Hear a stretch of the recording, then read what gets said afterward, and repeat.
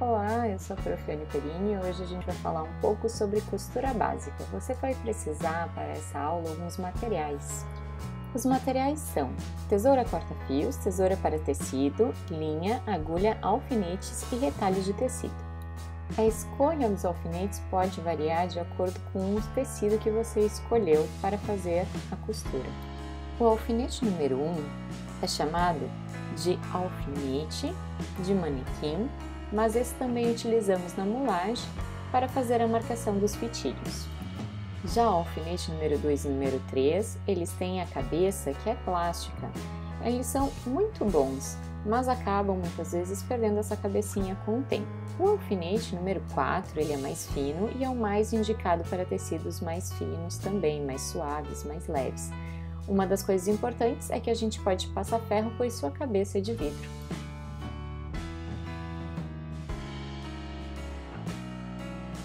É sempre importante que você veja se a pontinha do alfinete está boa, se ela não está facetada ou se tem algum problema, porque assim pode danificar o seu tecido. A maioria dos alfinetes são de aço e isso também ajuda a sua durabilidade. Quando precisamos marcar tecidos finos feitos de seda, é importante também a escolha de um alfinete que não vá ficar com nenhum problema de ferrugem na sua utilização, porque pode marcar o tecido.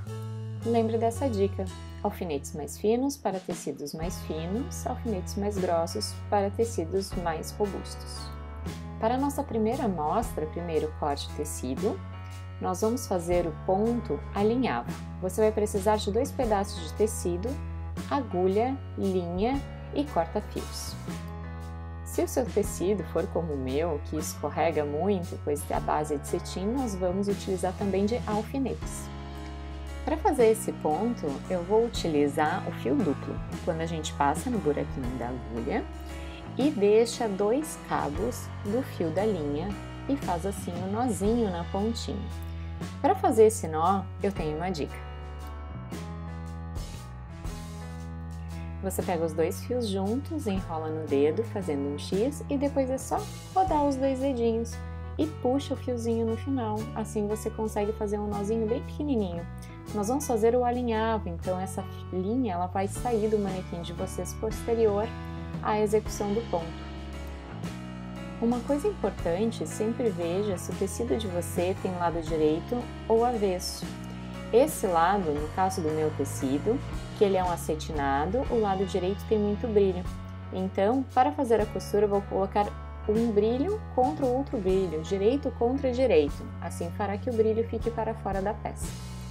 Essa é uma amostra de vestido que eu comprei no brechó há muitos anos atrás. Aqui nós conseguimos ver a união de partes deste vestido, feito assim com uma margem maior de costura do que 1 centímetro, com margem de 2,5. Então, esse tipo de ponto muitas vezes nos ajuda a alinhavar as partes, que depois serão costuradas com o ponto atrás. O alinhavo também pode ser usado para colocar o zíper no lugar, e sempre cuidando para não deixar muitas marcações no tecido que vai ficar para o lado de fora. Então, para iniciar, colocamos os tecidos sobrepostos e aí vamos colocar os alfinetes. Então, tem a primeira dica de alfinetes, que quando nós colocamos na horizontal, eles são usados para a máquina de costura.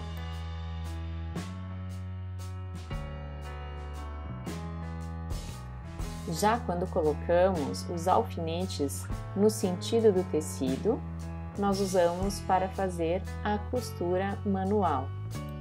Para a realização deste ponto alinhavo, eu vou deixar um nozinho na ponta, mas normalmente nós deixamos em torno de 1 centímetro a 2 centímetros de folga de fio, para depois começar os pontos mais longos. Então esses pontos, eles ficam na peça por um tempo, depois eles são retirados e eles são pontos mais longos que a gente utiliza justamente para tirar alguma dúvida que nós tenhamos na construção dessa peça. Então, lembre sempre, nós não precisamos arrematar nem no início nem no final do ponto alinhavo. Para fazer esse ponto, lembrando que a agulha passa por cima e por baixo, deixando a mesma medida na parte da frente e na parte de trás do nosso tecido. Então, nas duas partes sendo assim unidas.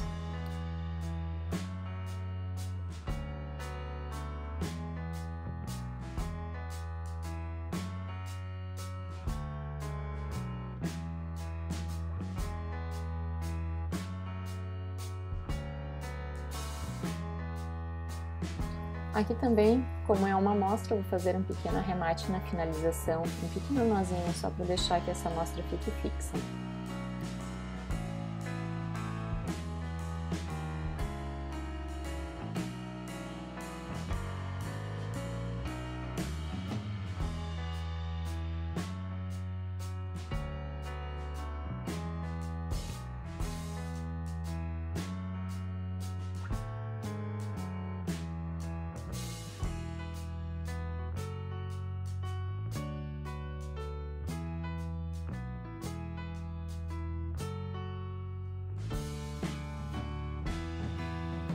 Já o próximo ponto é o ponto atrás. Ele é muito utilizado, pois imita como se fosse uma costura de máquina.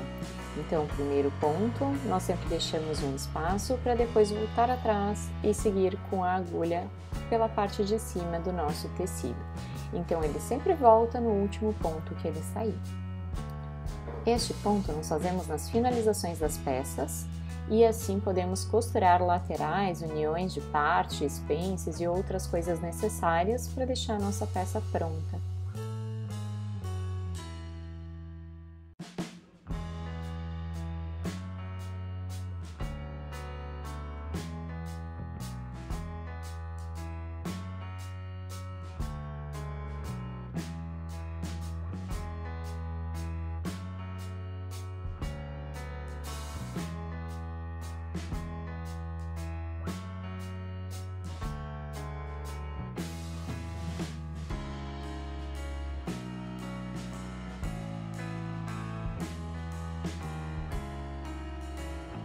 Aqui conseguimos ver a diferença entre o alinhavo e o ponto atrás nas duas amostras.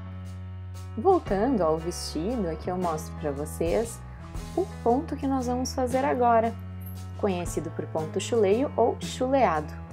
Sua principal característica é fazer acabamento nas peças em formato de zigue-zague. Faz o acabamento de uma overlock, só que uma costura manual. Para fazer esse ponto, nós vamos usar apenas um fio, não é necessário ter o fio duplo. Então, nós chamamos de um cabo, apenas um cabo para fazer toda essa extensão do tecido.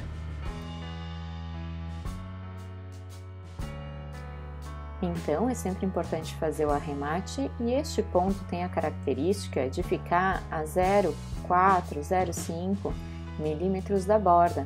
E isso ajuda esse tecido a não desfiar, o que é muito importante. Ele é um acabamento de alta costura, feito nos ateliês de alta moda e serve justamente para isso, para dar mais qualidade aos acabamentos dos tecidos internos.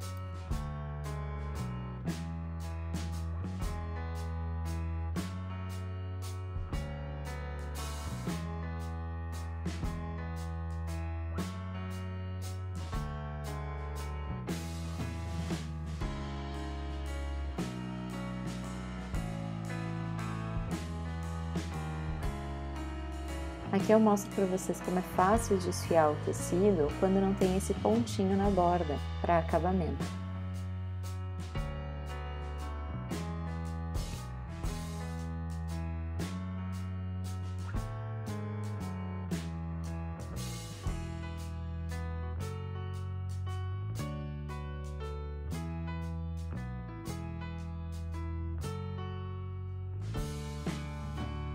Aqui sim é importante a gente fazer um arremate que fique do lado interno do tecido, para que não dê nenhum problema e não fique nenhuma bolinha aparente. Lembrando que ele é muito utilizado para a parte de dentro da peça. Isso quer dizer que nós não queremos que apareça do lado de fora alguma bolinha ou alguma coisa que não faz menção à peça que estamos costurando. Agora vamos falar um pouquinho sobre pences de ajuste. As pences existem justamente para a gente tirar o excesso do tecido e ajustar assim ao corpo. Então nós temos tanto as pences que podem ser feitas nas saias, nas calças ou também do lado superior da nossa peça. A pence ela tende sempre a diminuir, afunilar em uma das extremidades. E geralmente quando costuramos uma pence de busto, nós terminamos essa pence a mais ou menos 5 centímetros do ponto do busto. Essa é a nossa pence de costura. Pois quando trabalhamos com a pence de modelagem, ela é traçada até o ápice do busto. Aqui eu mostro para vocês as pences internas da parte de baixo da saia do vestido, que são duas pences pequenas, ambas finalizam com um leve nozinho e sobra de fio na sua finalização. Também não podemos fazer um nó muito grande ali, pois tende a aparecer na nossa peça. Então, para marcar o nosso tecido, nós podemos dobrá-lo ao meio, apenas para fazer esse experimento e colocar alfinetes para nos ajudar. Algumas pessoas mais iniciantes vão preferir marcar até com uma régua e giz de alfaiate. Então lembre que essa pence ela tende a afinar, eu coloquei o primeiro alfinete para me ajudar no tamanho dessa minha pence e o último alfinete apenas para mostrar onde ele vai finalizar. Então aí nós podemos fazer o ponto atrás, que é outro ponto que vocês já aprenderam, até o ápice de pence. Quando nós chegamos nesse ápice da pence, nessa pontinha do funil, é importante que a gente dê um nozinho pequenininho, apenas com os 2 cabos do nosso fio, se possível, ou se não, apenas nós deixamos o fio sobrar. E isso é bem importante. Deixe 2 centímetros de sobra para dar essa segurança na sua pence.